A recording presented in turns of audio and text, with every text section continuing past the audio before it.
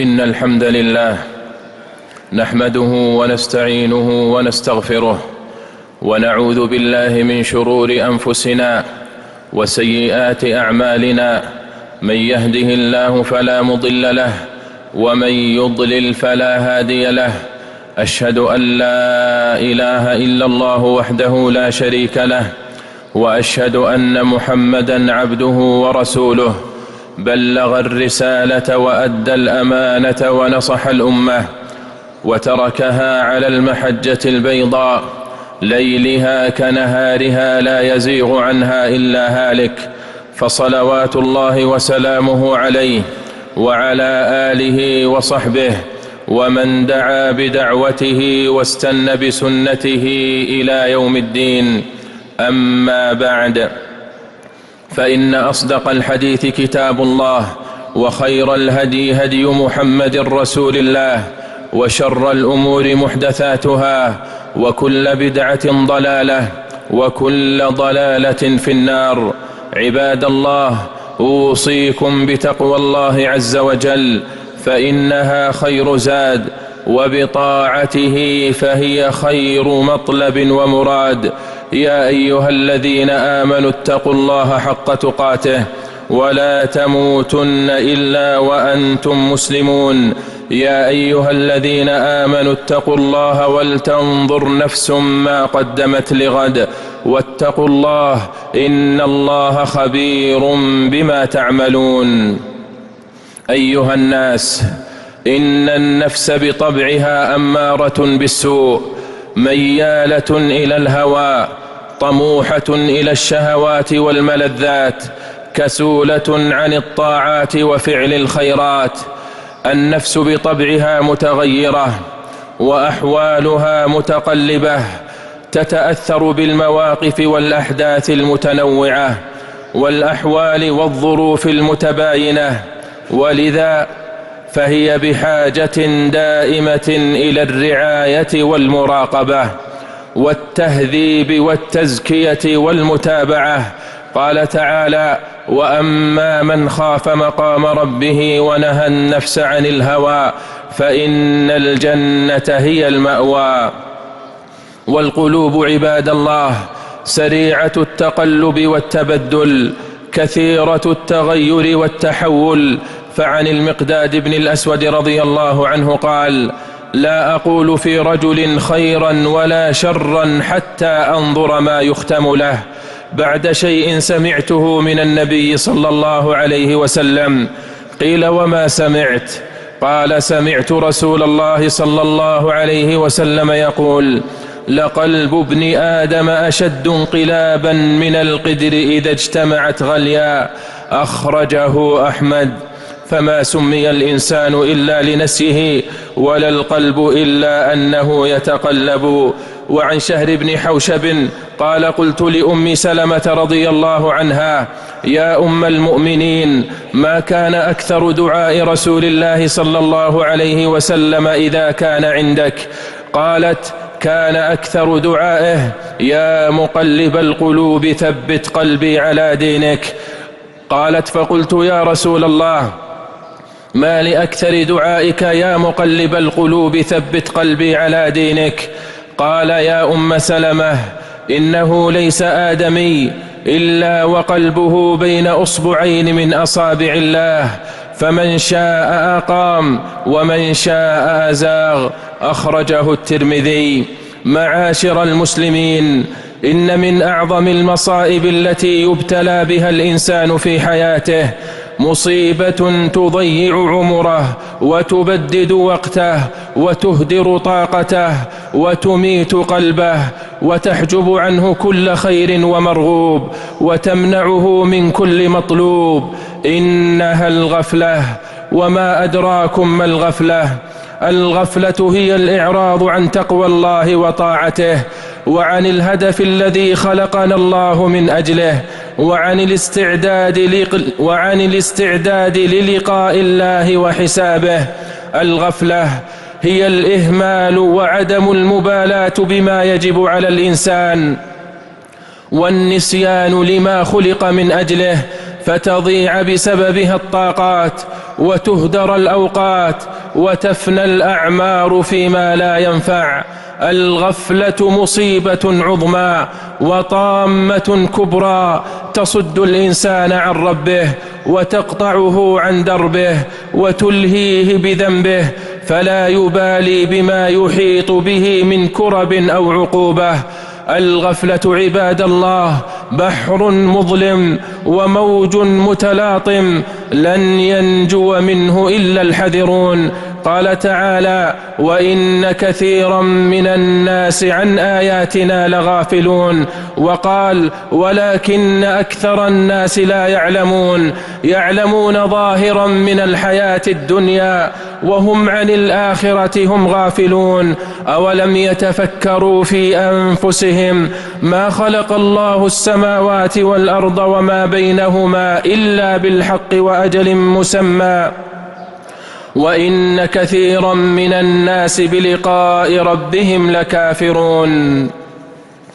عباد الله، إن الشيطان قد يستدرج الإنسان بالغفلة فينتهي به إلى هاوية البعد عن الله، فمن التفريط في السنن والكسل عن المندوبات إلى ترك الواجبات، ومن الإدمان على المكروهات إلى اقتحام المحرمات، ومن عدم المبالاة والاكتراث بصغائر الذنوب والسيئات إلى اقتراف الموبقات المهلكات.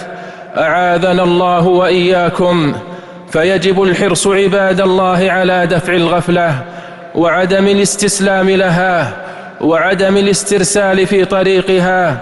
قال تعالى: واذكر ربك في نفسك تضرعا وخيفة ودون الجهر من القول بالغدو والآصال ولا تكن من الغافلين.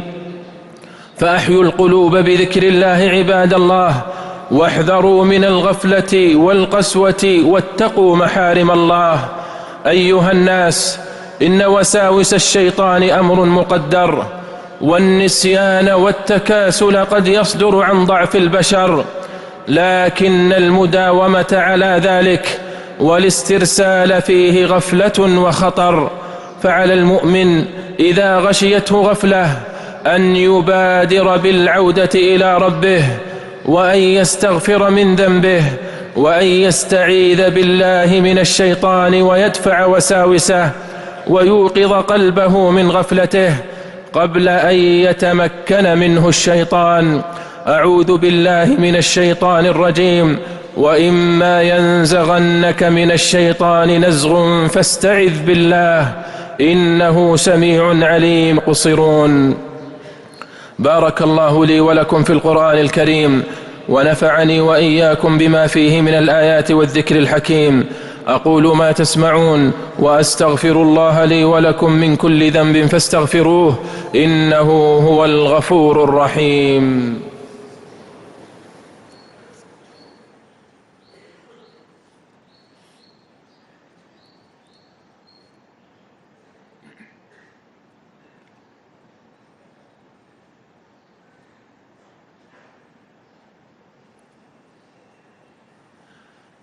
الحمد لله على إحسانه، والشكر له على توفيقه وامتنانه، وأشهد أن لا إله إلا الله وحده لا شريك له تعظيما لشانه، وأشهد أن محمدا عبده ورسوله الداعي إلى رضوانه، صلى الله عليه وعلى آله وأصحابه وسلم تسليما كثيرا.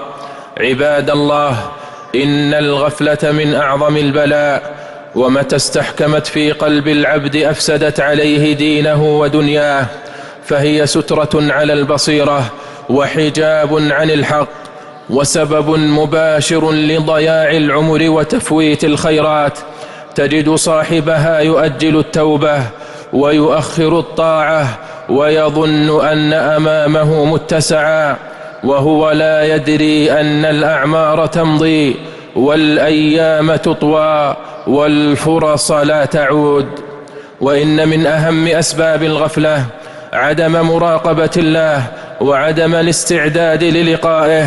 قال تعالى: إن الذين لا يرجون لقاءنا ورضوا بالحياة الدنيا واطمأنوا بها والذين هم عن آياتنا غافلون أولئك مأواهم النار بما كانوا يكسبون. ومن أهم أسباب الغفلة الفراغ وعدم الاهتمام والتقدير للوقت، فيعيش الإنسان بدون هدف ويضيع العمر سبهللا. عن ابن مسعود رضي الله عنهما قال: قال النبي صلى الله عليه وسلم: نعمتان مغبون فيهما كثير من الناس، الصحة والفراغ، أخرجه البخاري. وعن ابن مسعود رضي الله عنه قال: قال رسول الله صلى الله عليه وسلم: لا تزول قدم عبد يوم القيامة حتى يسأل عن عمره فيما أفناه وعن شبابه فيما أبلاه، أخرجه الترمذي.